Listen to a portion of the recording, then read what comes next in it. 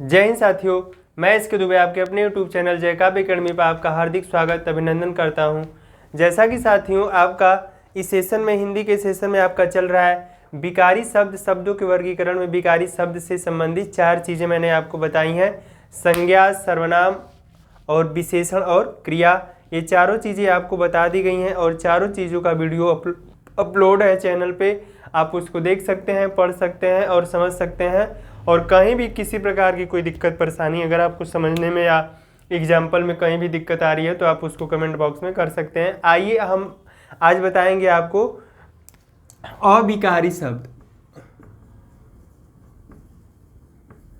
अविकारी शब्द, अविकारी शब्द में भी आपके 4 होते हैं। विकारी में भी 4 होते थे और इसमें भी 4 आपके होते हैं। 4। अब ये कहता है कि जो शब्द लिंग वचन कारक से अप्रभावित रहता है, जो शब्द लिंग वचन कारक काल से, जैसे अविकारी किसे कहते हैं तो जो शब्द लिंग वचन काल कारक से अप्रभावित रहता है, उसे अविकारी शब्द कहते हैं।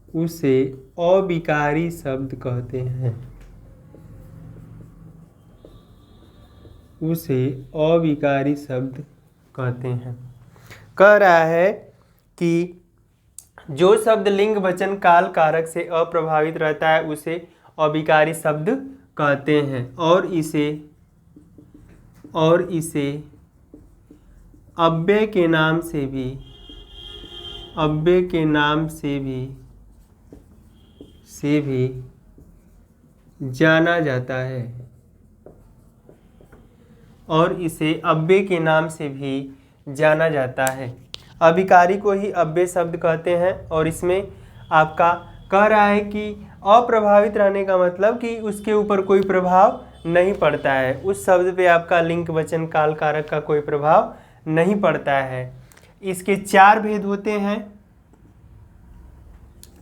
इसके जो प्रकार होते हैं आपके वो 4 होते हैं। पहला होता है क्रिया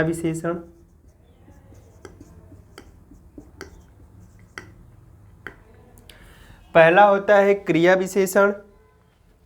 दूसरा होता है संबंधवाचक क्रिया विशेषण।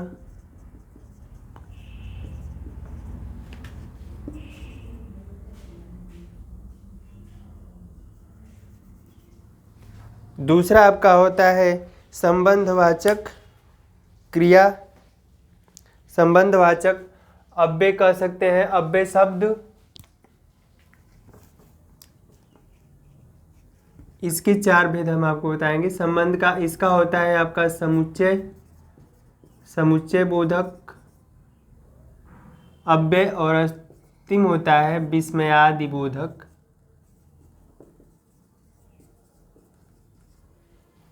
अव्यय कह सकते हैं। क्रिया विशेषण, संबंधवाचक, समुच्चय बोधक, विस्मयादि बोधक अव्यय ये होते हैं। ये इसके 4 प्रकार हैं।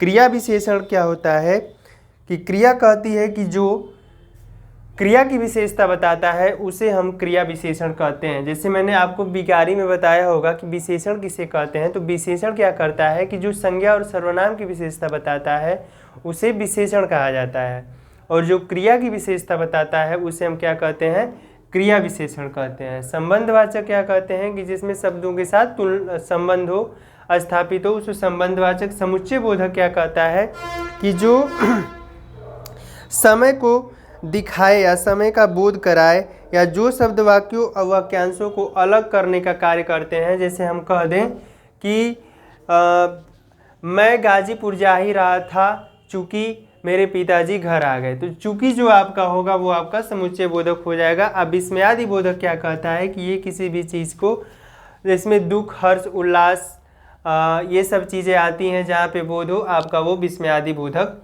होगा। तो क्रिया विशेषण पहला नंबर इसमें क्रिया विशेषण, पहला नंबर। अब क्रिया विशेषण क्या कहता है आपका, इसकी परिभाषा क्या कहती है कि जो शब्द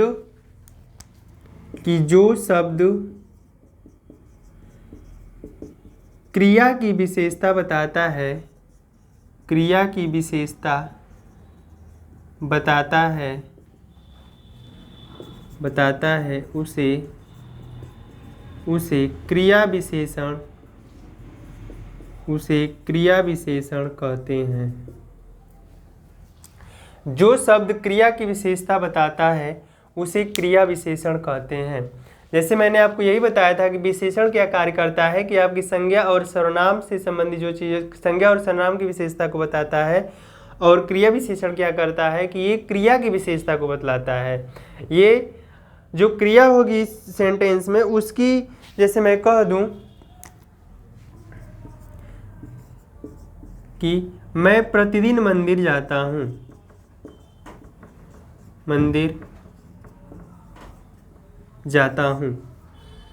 तो हमारा ये जो है मंदिर जाता हूं, और वो जो कह रहा है कि प्रतिदिन कह रहा है, वो उस क्रिया की ये हमारा क्रिया हो जाए कि मैं जाता हूं मंदिर, ये हमारी क्रिया। और क्रिया की विशेषता कौन कह रहा है कि मैं, और ये जो प्रतिदिन ये कह रहा है कि मैं मंदिर जाता हूं लेकिन प्रतिदिन जाता हूं, तो ये जो प्रतिदिन होगा ये आपका क्रिया विशेषण में आएगा। और कौन क्रिया विशेषण होगा, तो इसे हम कालवाचक क्रिया विशेषण कह सकते हैं। अब इसके जैसे हम भेद बताएंगे आपको तो समझ में आए। कालवाचक क्रिया विशेषण, जैसे क्रिया विशेषण के भी 4 भेद होते हैं, और 4 भेद आपको बहुत अच्छी तरह से समझाते हुए एग्जाम्पल के साथ हम आपको बताएंगे कि कौन कौन होते हैं। तो क्रिया विशेषण, जो शब्द क्रिया की विशेषता बताता है उसे क्रिया विशेषण कहते हैं, और इसके 4 भाग होते हैं। क्रिया विशेषण के भी 4 भाग होते हैं। कालवाचक क्रिया विशेषण, पहला होता है आपका कालवाचक क्रिया विशेषण, दूसरा होता है स्थानवाचक क्रिया विशेषण,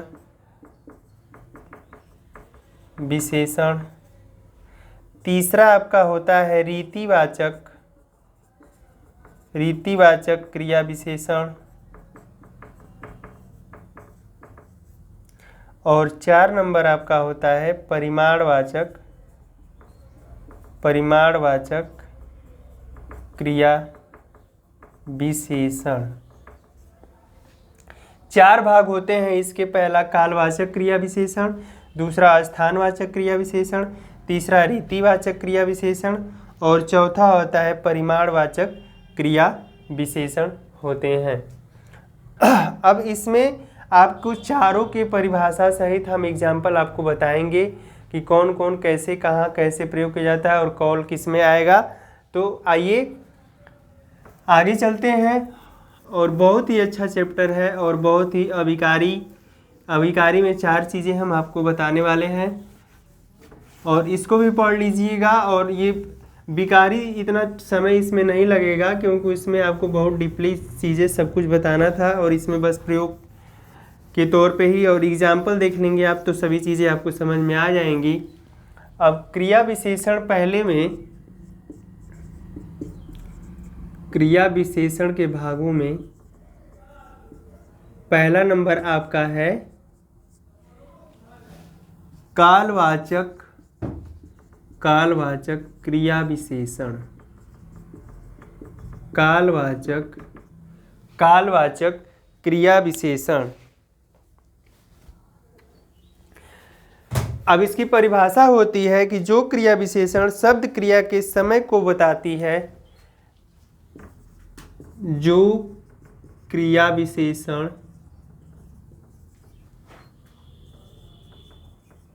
शब्द क्रिया के समय को बताता है उसे कालवाचक क्रिया विशेषण कहते हैं। उसे कालवाचक क्रिया विशेषण कहते हैं। कह रहा है कि जो क्रिया विशेषण शब्द क्रिया के समय को बताता है, यानी क्रिया की समय क्या है। जैसे मैं कह दूं कि जैसे में आप शब्द लिख लेंगे इसके कि आज, कल, परसों, सुबह, शाम, प्रतिदिन, रोज, हमेशा, निरंतर आदि। ये शब्द ऐसे शब्द जो आपको एग्जाम्पल में दिखेंगे, वहाँ आपका क्या होगा, कालवाचक क्रिया विशेषण होगा। आज, कल, परसों, सुबह, शाम, प्रतिदिन, रोज, हमेशा, निरंतर आदि। अब इसके एग्जाम्पल कैसे बनेंगे, तो आप कुछ भी बना सकते हैं कि मैं कह दूं कि मैं परसों दिल्ली जाऊंगा, मैं परसों दिल्ली जाऊंगा।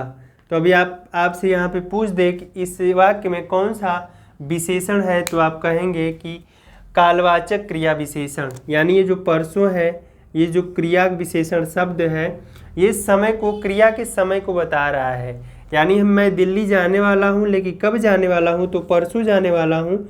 तो ये समय बता रहा है कि हम परसों जाएंगे दिल्ली, इसलिए हमारा ये क्या हो जाएगा, कालवाचक क्रिया विशेषण। दूसरा एग्जाम्पल आप लिख सकते हैं कि मैं सुबह 5 बजे पार्क में टहलता हूँ। मैं सुबह 5 बजे पार्क में टहलता हूँ। तो यहाँ जो सुबह है, अब सुबह मैं 5 बजे पार्क में टहलता हूँ, तो कब टहलता हूँ, तो वो जो हमारी क्रिया है उसके ये समय को बता रहा है कि मैं सुबह में टहलता हूँ। तो ये हमारा हो जाएगा आपका कालवाचक क्रिया विशेषण। बिल्कुल समझ में आ गया होगा आपको कि कैसे बनता है या कालवाचक क्रिया विशेषण किसे कहते हैं। जहाँ पे ये चीज़ें आपको दिख जाए, आज, कल, परसों, सुबह, शाम, प्रतिदिन, रोज, हमेशा, निरंतर, तो वहाँ पे हमारा क्या हो जाएगा, कालवाचक क्रिया विशेषण हो जाएगा। अब दूसरे नंबर पे चलते हैं। आपका कालवाचक क्रिया विशेषण के बाद आता है आपका स्थानवाचक क्रिया विशेषण। बस आप जो मैं एग्जाम्पल के तौर पे जो बस हिंदी उसके लिखवाऊंगा कि ये चीज़ उस वाक्य में रहना चाहिए तो वहीं से आप चीज़ को पकड़ सकते हैं, पूरा पढ़ने की ज़रूरत भी नहीं है आपको। दूसरा होता है अस्थानवाचक क्रिया विशेषण। इसमें दूसरा नंबर अस्थानवाचक क्रिया विशेषण। अब इसकी परिभाषा क्या होती है कि जो विशेषण शब्द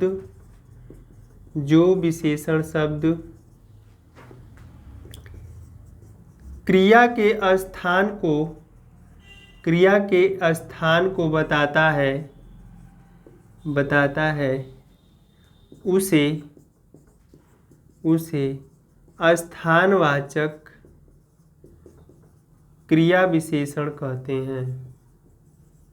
उसे स्थानवाचक क्रिया विशेषण कहते हैं। जो विशेषण शब्द क्रिया के स्थान को, जैसे मैं कह दूं कि आपको एग्जाम्पल कह दें कि मैं छत के ऊपर बैठा हूं, तो मैं कहाँ बैठा हूं, तो छत के ऊपर बैठा हूं, तो ऊपर आपका क्या हो जाएगा कि वही मेरा स्थान हो जाएगा। तो इसमें कौन कौन शब्द आते हैं, जैसे हम कह दें आपका कि लिख लीजिए बाहर, भीतर, ऊपर, नीचे, इधर उधर, बाहर, भीतर, ऊपर, नीचे, इधर उधर, और लिख सकते हैं बाएं दाएं आदि।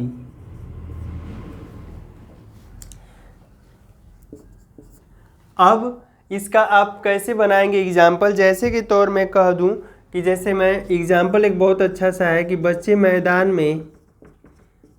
में इधर उधर टहल रहे हैं।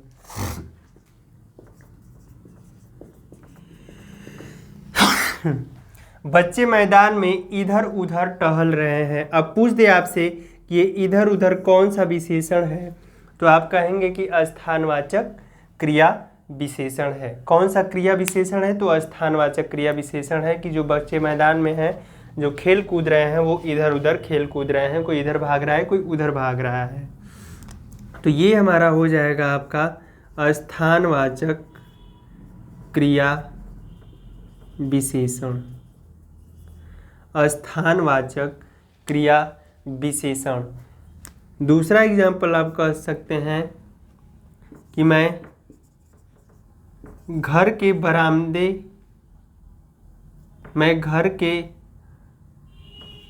भीतर बैठा हूँ। मैं घर के भीतर बैठा हूँ। यहाँ पे भीतर को अंडरलाइन कर देगा, पूछेगा कौन सा क्रिया विशेषण है, तो आप कहेंगे कि स्थानवाचक क्रिया विशेषण है। क्योंकि मैं कहाँ बैठा हूँ, घर के कहाँ बैठा हूँ, तो घर के भीतर बैठा हूँ, तो हमारा हो जाएगा स्थानवाचक क्रिया विशेषण। तीसरा नंबर आपका आता है रीतिवाचक क्रिया विशेषण। रीतिवाचक क्रिया विशेषण। तीसरा नंबर आपका रीतिवाचक क्रिया विशेषण।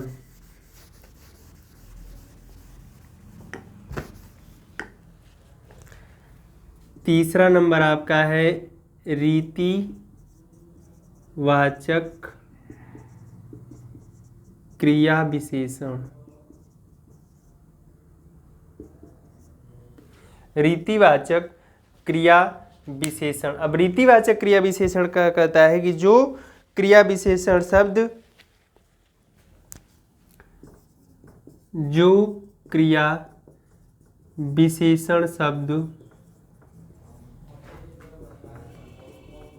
क्रिया की रीति या शैली को बताता है, उसे रीतिवाचक क्रिया विशेषण कहते हैं। जो क्रिया विशेषण शब्द क्रिया की रीति या शैली को बताता है, उसे हम रीतिवाचक क्रिया विशेषण शब्द कहते हैं। अब इसमें क्या आता है आपका कि अच्छा या ठीक, यथासंभव, यथाशीघ्र आदि ऐसे शब्द इसमें आ जाएंगे आपके कि अच्छा, ठीक। और इससे जो एग्जाम्पल आप बना सकते हैं कि